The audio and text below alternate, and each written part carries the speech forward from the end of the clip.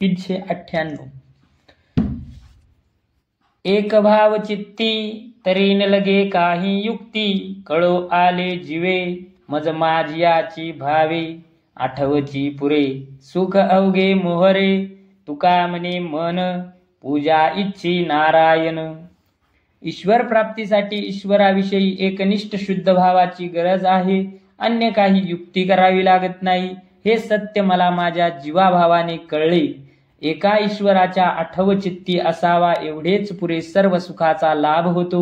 तुकाराम महाराज म्हणतात, शुद्ध मनाने केलेली पूजा नारायण इच्छितो। 399 मज संतांचा आधार तू ऐकले निर्विकार पहा विचारुनी देवा नको आम्हा सवे दावा तुझ बोलन बोलवे आम्हा भांडावयाची सवे तुका म्हणे तरी ऐक्य भावे नुरी पुरी देवा मला संतांचा आधार आहे, तुम्ही मात्र एकटे निर्विकार आहे। तुम्ही याचा विचार करा, माझ्याशी शत्रुत्व करू नका। तुम्हाला एक शब्द बोलता येत नाही आणि आम्हाला तुमच्याशी भांडायची सवय आहे। तुकाराम महाराज म्हणतात, तुझ्या पारमार्थिक स्वरूपात ऐक्य होण्याच्या इच्छेने हे भांडण आहे। 400 तुझ मागणे ते देवा आम्हा तुझी चरण सेवा आनने गो देसी तरी रिद्धी सिद्धी मुक्तिचारी संत संगती सर्व काळ थोर प्रेमाचा सुकाळ तुका म्हणे नाम तेने पुरे माझे काम। देवा तुझी चरण सेवा लाभावी हेच मागणे आहे। या चरण सेवेच्या बदल्यात चारी मुक्ती रिद्धी सिद्धी दिल्या तरी मला त्या नकोत। संतांचा सहवास तुझ्याविषयी अंतकरणात भरपूर प्रेम वसू दे। तुकाराम महाराज म्हणतात, अंतकरणात तुझ्या नामस्मरणाची गोडी माझ्या सर्व इच्छा आकांक्षा पूर्ण करेल। 401 तुझा शरणागत जन्मोजन्मीचा अंकित आणि कनेने काही हेवा तुझ वाचोनी केशवा हेची माझे गाणी तुझे नाम संकीर्तन तुझ्या नामाची भूषणे तुका म्हणे ल्यालोलेने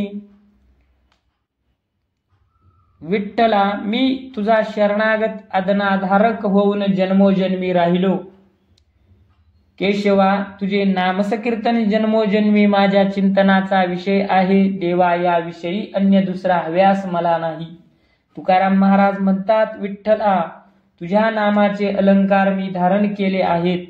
402 उतरलो पार सत्य झाला हा निर्धार तुझे नाम धरिले कंठी केली संसाराची तुटी आता नवे बाधा कोणे विषयी काही कदा तुका म्हणे काही आता उरले ऐसे नाही।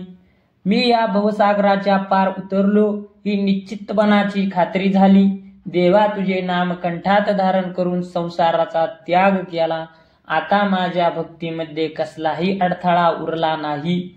तुकाराम महाराज म्हणतात, आता मला श्रीहरीच्या भक्तीशिवाय काही प्राप्त व्हायचे राहिले नाही। 403 क्रियामतीहीन एकमी गा तुझे दीन देवा करावया सांभाळ वारी माझी तळमळ नको माझे ठाई गुणदोष घालू काही अपराधाच्या कोटी तुका म्हणे घाला पोटी। देवा मी कर्तृत्वहीन अत्तपर्थ बुद्धिहीन अत्यंत दीन असा तुमचा पायाचा दास आहे, म्हणून देवा माझा सांभाळ करा, माझ्या अंतकरणातील तळमळ दूर करा, माझ्या अंगी गुणदोष घालू नका। तुकाराम महाराज म्हणतात, माझ्याकडून जे कोट्यावधी अपराध झाले आहेत त्याबद्दल क्षमा करा।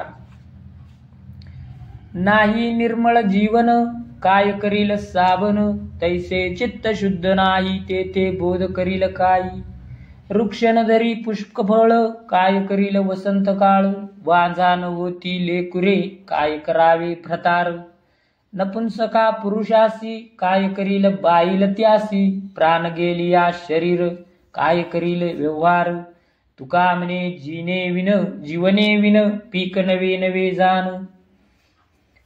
बाह्य शरीर शुद्धीपेक्षा अंतरातील चित्तशुद्धी महत्वाची आहे। तुकोबाराय म्हणतात, पाणी शुद्ध नसेल तर साबणाने किती घासले तरी निर्मळ होणार नाही। जेथे चित्तशुद्धी नाही तेथे उपदेशकांचा बोध व्यर्थ आहे. वसंत ऋतूमध्ये सर्व झाडावर फुले फळे फळतात. एखाद्या वाढलेल्या झाडाला पाने फुले येत नसतील तर वसंत ऋतू काय करेल? बायको वांज असेल तर तिच्या पतीने मुलं होत नाही म्हणून काय करावे? या उलट पती षंड असेल तर पत्नीने काय करावे? प्राण निघून गेल्यावर शरीर कसा व्यवहार करील? तुकाराम महाराज म्हणतात, पाण्याशिवाय पीक येत नाही हे जाणून असावे. 405. देवा नवसा सायासांनी तुम्हाला आमुच्या सारखे लेकरी झाली. नवा नवसांची झालो तुम्हासी वाणीची. कोण तुझे नाम घेते देवा पिंडदान देते. कोण होते मागे पुढे तुझे बोलाया रोकडे. तुका म्हणे पांडुरंगा कोणा घेतासी ओसंगा. देवा नवसा सायासांनी तुम्हाला आमच्यासारखी लेकरे झाली, नाहीतर तुमचे नाव कोणी घेतले असते? मुले मायपित्याचे नाव पुढे चालवितात. आम्ही नसतो तर तुम्हाला पिंडदान कोणी दिले असते? तुम्हाला आमच्याशिवाय पुढे मागे बघणारे कोण आहेत? आमच्याशिवाय बोलायला दुसरे कोण होते? तुम्ही एकटेच होता ना. तुकाराम महाराज म्हणतात, आमच्या विना कोणाला अंगा खांद्यावर घेता. 406. एका बीजा केला नास मग भोगिले कणीस. कळे सकळा हा भाव लहान थोरांवरी जीव. लाभ नाही फुकासाठी केल्या विन जीवासाठी. तुका म्हणे रणी जीव देता लाभ धुनी. अधिक लाभासाठी थोडा त्याग करावा लागतो. तुकोबाराय म्हणतात, अनेक बीजांनी भरलेल्या कणसाची प्राप्ती व्हावे असे वाटत असेल तर शेतकऱ्याला एका बीजाचा नाश करावा लागतो. तेथे बीज मातीत घालावे लागते. साधना तप देह कष्ट सोसल्याशिवाय कोणत्याही विद्या फल द्रुप होत नाही. ही गोष्ट लहान थोरांना माहीत आहे. प्राणाचा त्याग खर्ची घातल्याविना कोणतेही लाभ सहज मिळत नाही. तुकाराम महाराज म्हणतात, रणभूमीवर युद्ध करताना वीरमरण आले तर त्या शूराला मृत्यूनंतर स्वर्ग आणि इहलोकात हुतात्मा म्हणून कीर्ती प्राप्ती असा दुहेरी फायदा होतो. 407. आयुष्य गेले वायाविन थोर झाली नागवन. आता धावा धाव करी काय पाहतोसी हरी. माझे तुझे याती गती दिवस गेले तोंडी माती. मन वाव घेऊन दी बुडवू पाहे भवनदी. पडिला विषयाचा घाला तेने नागविले मला. शरण आलो आता धावे तुका म्हणे मज पावे. विठ्ठला माझी मोठी फसवणूक झाली. कष्ट सोसूनही लाभ झाला नाही, त्यामुळे जीवन व्यर्थ झाले. देवा आता तरी त्वरा करा आणि माझा उद्धार करा. बघत काय बसलायस? तुझे आणि माझे याच गतीने दिवस निघून गेले. तोंडात माती पडायची वेळ आली. या मनाने क्षणभर विसावा मिळू दिला नाही. मन विषयाविद झाल्याने तुझे नामस्मरण घडले नाही. हे विषयी मन मला भवनदीत बुडवू पाहत आहे. विषयाचा घाला पडला त्याने मला नागविले. तुकाराम महाराज म्हणतात, देवा मी शरण आलो आहे. धावत येऊन मला पावन करावे. 408. विठ्ठला सोसोनी विपत्ती जोडी दिले तुझे हाती. त्याचा हाची उपकार अंती आम्हाशी व्यवहार. नामरूपा केला ठाव तुझ कोण म्हणते देव. तुका म्हणे हरी तुझ ठाव दिला घरी. विठ्ठला दारिद्र्य कष्ट सहन करून आम्ही तुला नामरूपाचे वैभव दिले. त्याचे उपकार तू आमचा त्याग करून फेडलेस. शेवटी आमच्याशी व्यवहारीपणाने वागलास.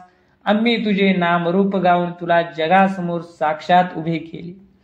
नाहीतर तुला देव म्हणून कोणी ओळखले असते. तुकाराम महाराज म्हणतात, देवा तुला आम्ही आमच्या हृदयरूपी घरात जागा दिली, म्हणजे परमात्मा नामरूपाच्या पलीकडे आहे असे मी ओळखतो. 409. आपुले मागता काय नाही आम्हा सत्ता.